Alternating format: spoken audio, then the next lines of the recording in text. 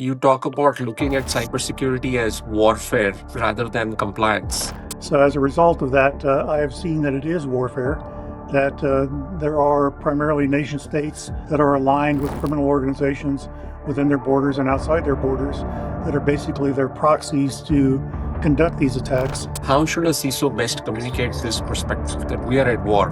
It could be low grade warfare, but it is war.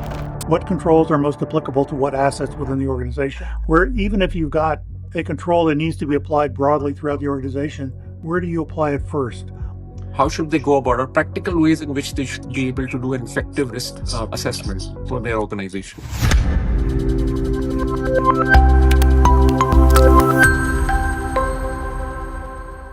Hello, everyone. Hello, Michael.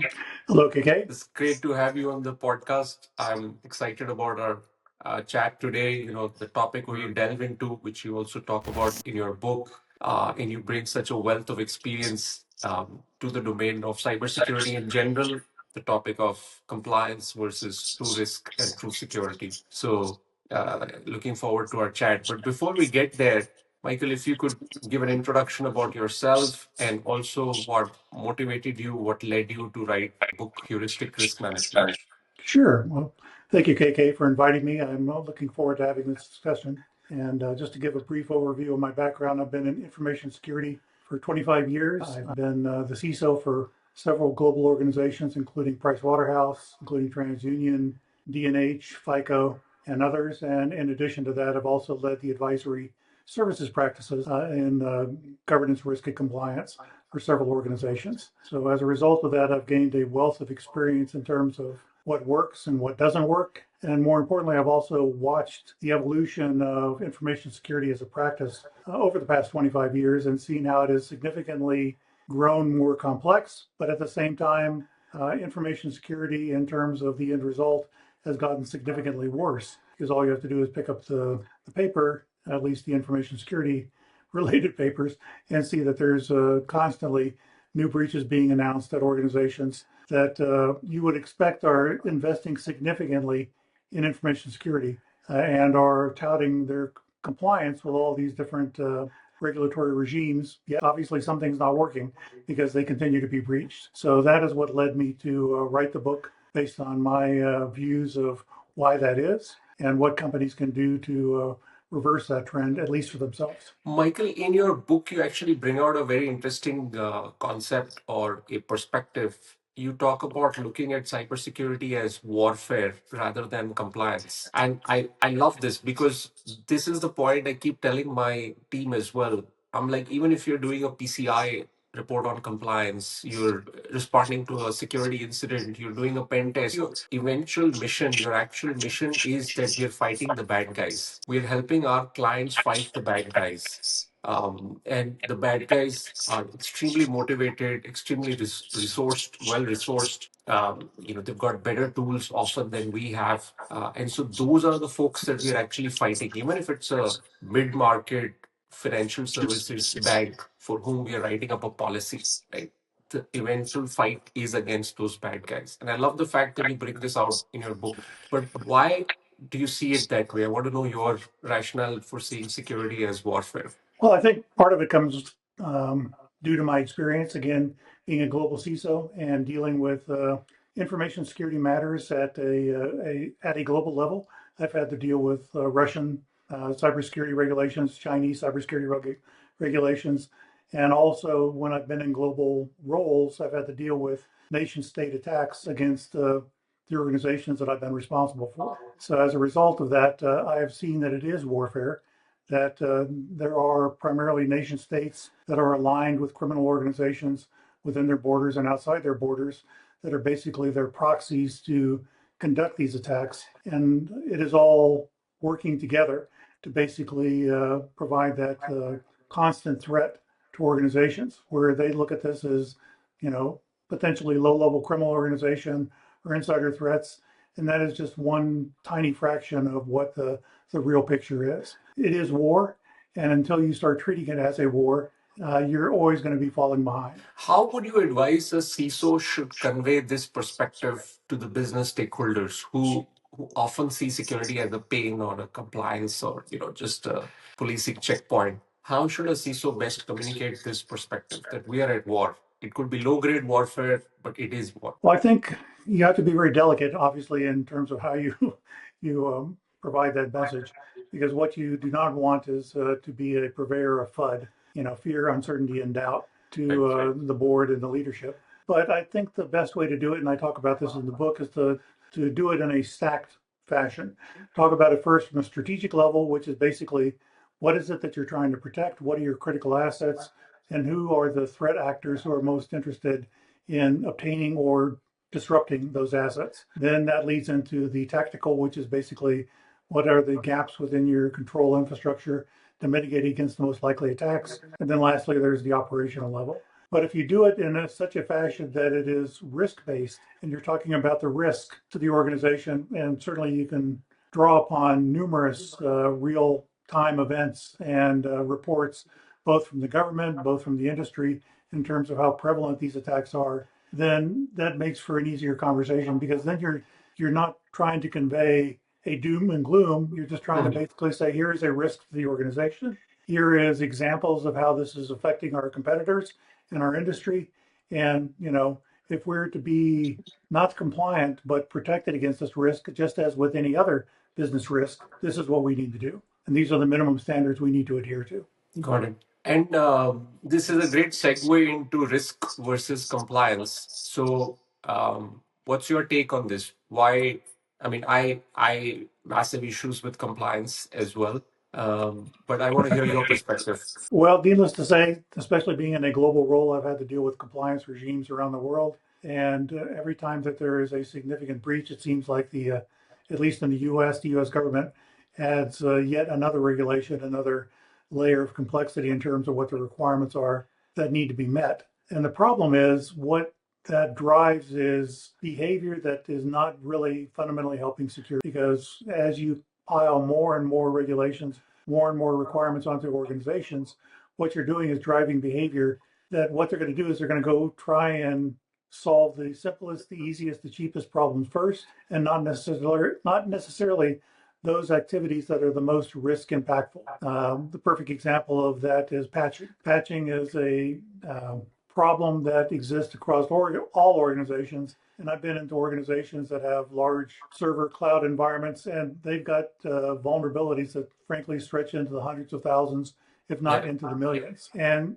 that is just indicative of the fact that, but at the same time, they also have all these shiny information security tools that they've bought. They've spent millions in developing these processes, but it is all meaningless if you don't go patch the servers that are sitting there, vulnerable to attacks from outsiders or insiders. So at the end of the day, what needs to be driving all information security organizations is risk, not compliance. It's not to say that you ignore compliance. It's just what you need to do is build a foundation based on risk, based on the most likely threats to the organization. And then eventually you layer on the compliance requirements you need in order to meet your regulatory requirements. Yeah, I mean, even a standard like PCI says right at the start that this is a minimum set of controls. And I think that's very important that we look at compliance as the bare minimum standard or threshold that we have to meet, but that does not equate to true security. Now, you also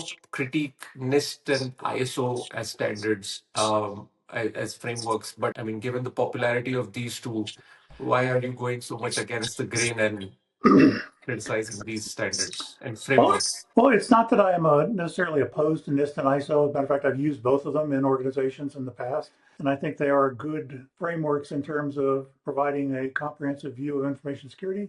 The question is, within that control set, what is it that you should focus on? And that's why I always recommend that you start with the Center for Internet Security's top 18 or top 20, whatever they are at the moment, and use their definitions of what the critical controls are within an organization, because those critical controls are based upon real world analysis of how major breaches have occurred. So if you focus on those controls, then, and CIS has actually documented this as well, then they mitigate a large fraction, like 80 to 90% of the potential threats to the vast majority of organizations, as opposed to diving into all the complexities of NIST and CIS and ISO, which are plugging the gaps, if you will, in terms of total comprehensive view of risks of the organization. So if you, it's a matter, like I said earlier, of building that strong foundation and then adding on to it with your regulatory compliance requirements. Right. And what for, let's say, a mid-market customer, let's say in healthcare, they have to be HIPAA or high trust compliant, or they're in financial Mm, services, they have to be NYDFS or PCI compliant. right. What risk management framework would you recommend as an effective one? How should they go about, or practical ways in which they should be able to do an effective risk assessment for their organization? Well, if you look at it, and again, this goes back to the layering that I have for risk. At the strategic level, of course, it starts with understanding what are your critical assets, who's most likely to be interested in those critical assets, and then that obviously is going to drive what are the real threats to the business. And I look at threats not from the perspective of a technical level, but from a business level. I mean, you're dealing with fraud, you're dealing with espionage, you're dealing with data theft. Those are the real threats to the business. And then the things that we primarily talk about, like ransomware, like phishing, those are threat vectors. Those are not the threats themselves. The threat is the fraud that is, enabled by phishing. It's not the phishing itself, because that's just Correct. one threat vector, and those threat vectors are constantly going to be evolving and growing and changing. So organizations need to look at it from that perspective.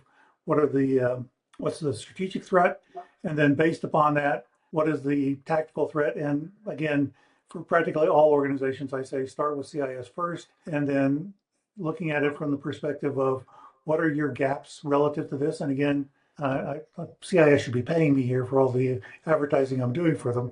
But what they do is they provide very nice tools that allow you to conduct a risk assessment based on a gap analysis of your current environment to the CIS requirement. It's more than just simply do you have it, do you not have it, but they also take a look at is it documented, are people trained, how well is it deployed, and so forth. So it goes beyond the typical framework assessments that you see with other regulatory regimes, which is basically do you do it or you don't do it, and you have a tick mark. So this provides a more actionable plan for organizations to basically say, these are the things we should be doing. And even within CIS, they rank the priority within the priority, if you will. So the first 5 controls within CIS are the absolute bare minimums that all organizations need to have. And then you work on the other, remaining controls as the gap analysis dictates. I want to circle back on the risk and the board connection. Hmm. So I often find that, as security professionals, we love jargon. We love SQL injection, cross-site scripting, IDOR, all of this fancy stuff. Could you give us some examples of how a CISO should effectively communicate risk to the board without doom and gloom, as you said, without drowning them in jargon, Hmm. and without making it sound more technical than business, right? So how do we bridge that gap? How do we speak in the language of business? Well, I think what you do is you obviously, as you say, try and remove jargon as much as possible from any communication you have at the board. But also, as I was just talking about, if you talk about the threats to the organization in terms of language that they would probably be easier to relate to. So instead of talking about ransomware or talk about fraud or extortion, and because that ultimately is the real threat to the organization. And if you consistently use those words, it's data theft, it's extortion, it's fraud, it's espionage, it's sabotage. Those are the threats they're, in my experience, they can more easily relate to because they know what those terms mean, or at least they think they know what those terms mean. And then you can also give them examples of, okay, well, what does extortion mean? And what do we need to do to protect ourselves against it? Well, prime example of extortion is ransomware. Ransomware, allows the attacker to basically deny access to the data, exfiltrate the data, basically, promise not to release that data, or third level ransomware, not notify your customers or regulators that you've been breached by this. So that I think shifts the conversation significantly. If you can get away as much as possible from the threat vectors and talk about Mm. the threats. And I also find it useful to use statistics from the Verizon data breach report, which is a phenomenal document that they put out every year.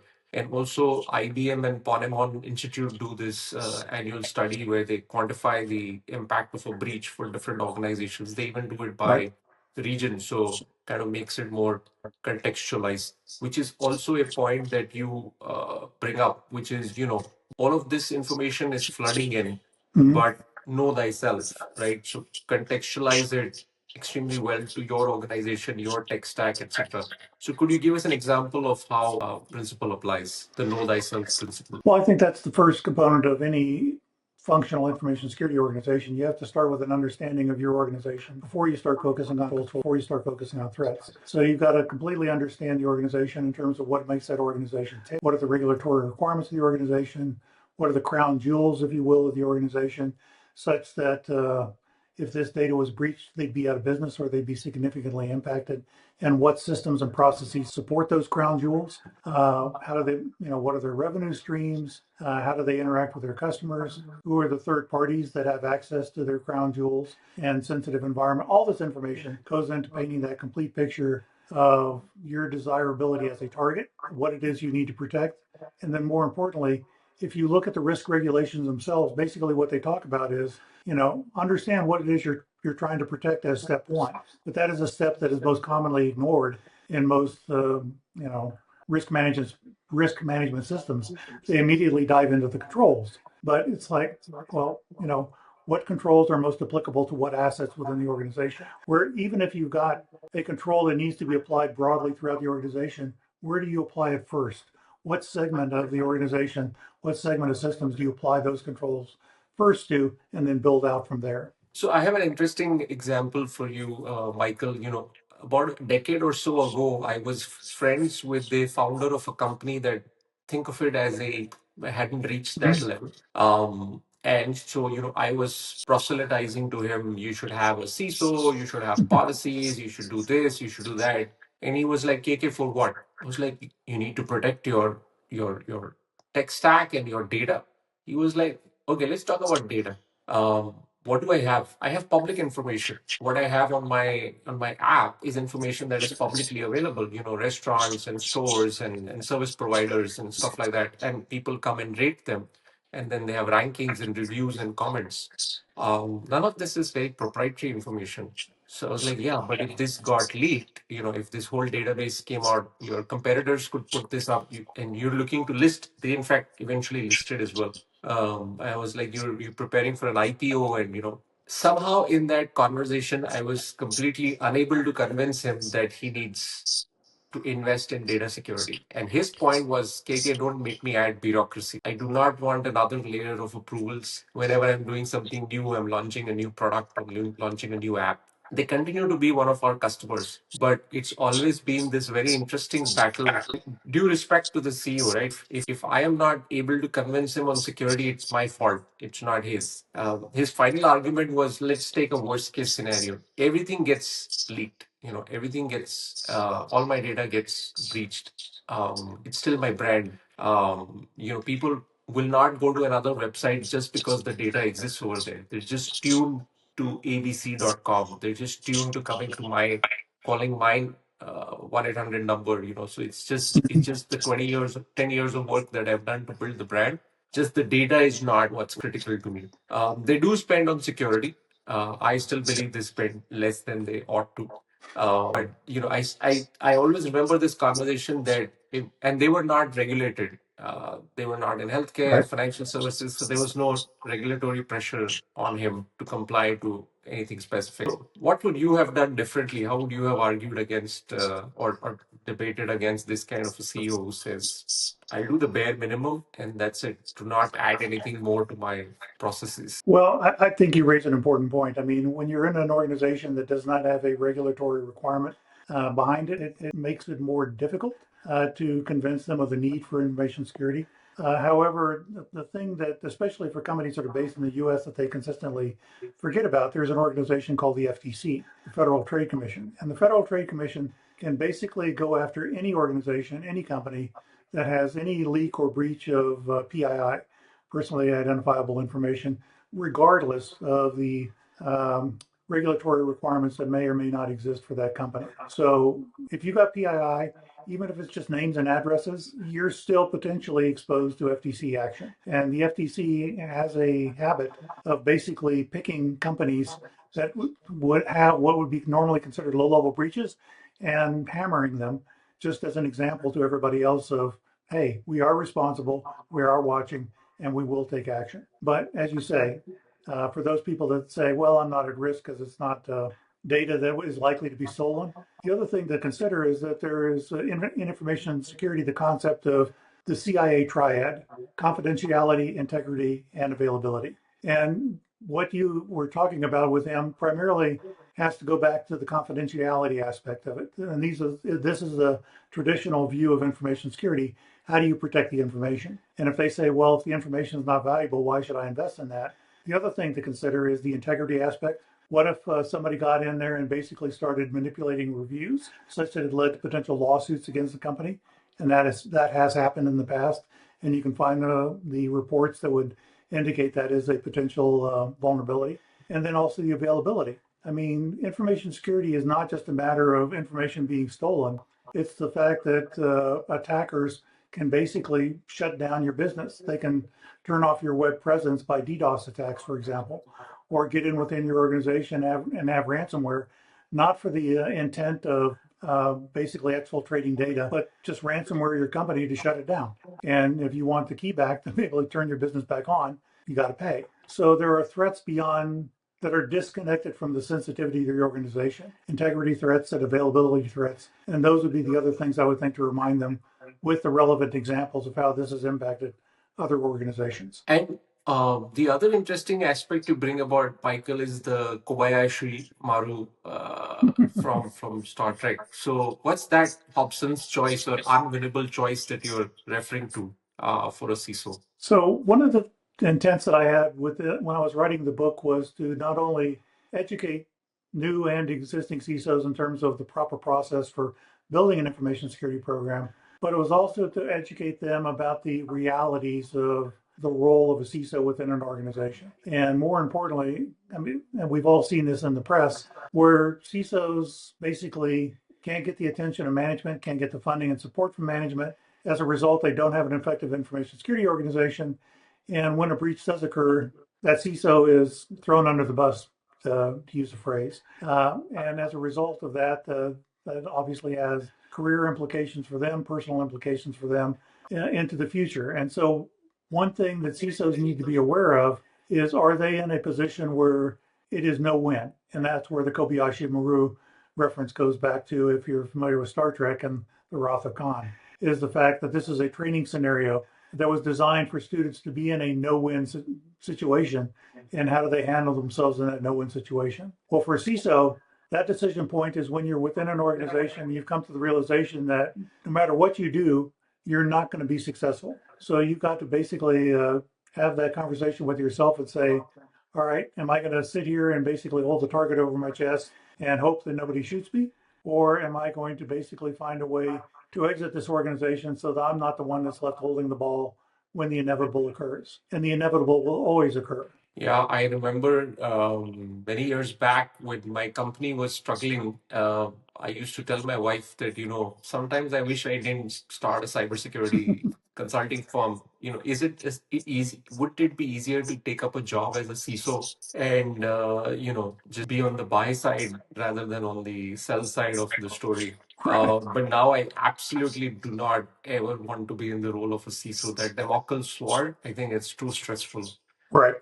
So yeah, I mean, I don't, I completely empathize with anybody who's in the CISO role. It is a very difficult situation to be in for the most part. I mean, Um, I was just going to say, if you look at the levels of turnover, 18 to 24 months is the average tenure for a CISO. Average. The degree of burnout that exists within CISOs, and certainly anybody who has a CISO and is known within the community, has friends and colleagues, and you can just see the signs all around you of both the personal and professional impacts of burnout on them.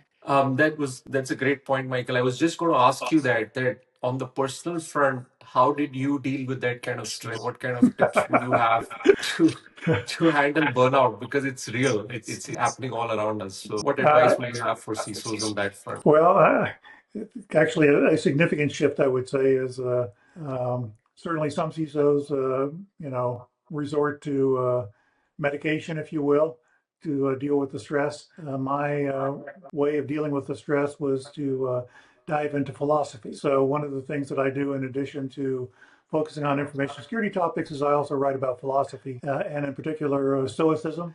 And I think following Stoic philosophy has been my method of dealing with the stress and the burnout related to this particular role. And I would recommend that to any CISO who's looking for a better way to manage that stress in their lives. Yeah, I'm a big fan of Stoic philosophy as well. And before I landed on Stoic philosophy, coming from India, I read the Bhagavad Gita. Mm-hmm. And the Gita also has something very similar as its core concept, that there are things you control and Yep. things that you don't control. Right. And if you focus on the things that you control, which is essentially your adherence to your duty, you're better off. The results of that are not in your hands. So, and that's also goes to what a lot of the Stoic philosophy speaks about. So, yeah, I would strongly recommend people pick up Marcus Aurelius or Mm-hmm. Epictetus and these kinds of authors, or even Ryan Holiday. I love this guy. He writes a lot Mm-hmm. about Stoic philosophy. Ego is the enemy. The obstacle is the way. He has Exactly. great, yeah. So that, yeah, Stoic philosophy I think is a brilliant pillar to build your thought process around and deal with the vicissitudes and vagaries of security. Um, Absolutely. Awesome. And so, Michael, any war stories that you would like to share, where the risk management approach, the heuristic risk management approach saved the day for you or for your clients? That I actually was thinking about that because I know you were going to ask me this question, and the challenge that I've got is I have war stories, but they're war stories that are the kind that I really can't dive into any details to discuss with you. But certainly I've dealt with the three-letter agencies, and let's just say I'd rather point to the war stories of companies out there who are not managing information security effectively, and the fact that we consistently see these breaches that are occurring on a regular basis for multi-billion dollar, hundreds of billions of dollar valued organizations, which I know for a fact are spending tens, if not hundreds of millions of dollars on information security, but they consistently continue to be breached. And if you read the end analysis, it's because they were not implementing, managing fundamental security controls. And if there is one message that I can put out there, it is start with the fundamentals, manage it using risk to identify where your gaps are, and then more importantly, evolve the program over time based on your real world feedback of what's working, what's not. And that's probably the best advice I can give, short of pointing them to the book, which dives into the details. But I certainly don't think that anybody is ignorant of the fact that there is a problem out there and we're not doing an effective job in dealing with it. Awesome. So, Michael, now that you're officially retired, though I don't know if that means anything practically for you, given your continuing interest in cybersecurity and philosophy, what's on your plate? What's keeping you interested? So as is typical, I think, with a lot of people that retire, the to-do list that they had turns out to be a lot shorter in time to complete that to-do list than they had initially thought. So as a result of that, I've been doing various things to keep myself engaged. Certainly, this is one. I'm also the advisor to numerous startups, primarily Israeli startups. I've got about 20 that I'm advising right now on product management and product placement. But I think that I'm probably going to be getting back into the game more significantly here in the coming year. I've come to find that I've got the bug and it's hard to give up. And so, in addition to my writing, I'll probably be looking to see how I can more fully engage in the future. Yeah, I don't think you're hanging up your boots anytime soon, No, not Michael. anytime You soon. sound too passionate still and too, involved in the field. So that's great to hear. Before we sign off from the podcast, I also wanted to congratulate ourselves because we did not once mention AI in this podcast, in this recording, and I'm Yep. very proud of that. And we'll keep it that way. So my final question to you is, Michael, what's a final message that you have for the audience? Uh, the final message I would give to the audience is that there is hope. that there is a resolution here that does not involve AI, that does not involve going out and buying another tool, but basically it goes back to changing your mindset in terms of how you approach information security, which would be focus on the fundamentals and manage those fundamentals using a risk. Awesome. Thank you so much, Michael. It was a real pleasure speaking with you today. Thank you, KK. I enjoyed it very much.